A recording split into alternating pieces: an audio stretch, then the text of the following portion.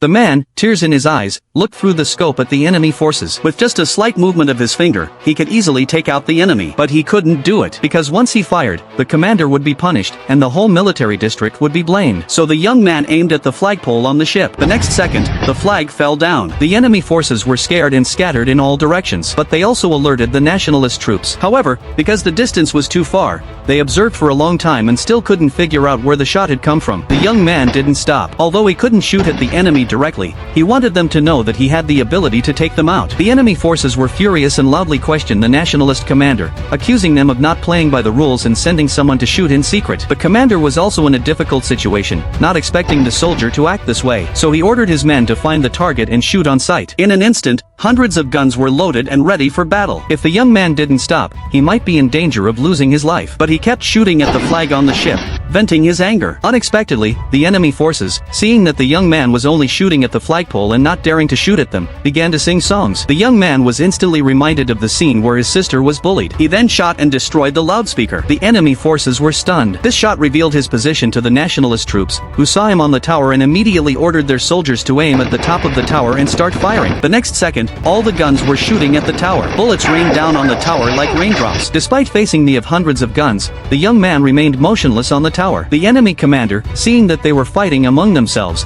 actually started dancing on the ship. The young man looked through the scope at the enemy commander. He really wanted to shoot him. Just as he was about to fire, the commander arrived. Seeing the nationalist troops shooting at the young man, he shouted at them to stop, but they ignored him and continued to fire at the tower. At that moment, the nationalist commanding officer spoke up, telling his men to keep shooting. The young man saw the commander. He was already prepared to die, but thinking that his shot would involve the commander, he ultimately couldn't bring himself to do it. But the enemy commander was just too arrogant. He had to be taught a lesson. So he fired a shot at the box in front of the enemy commander.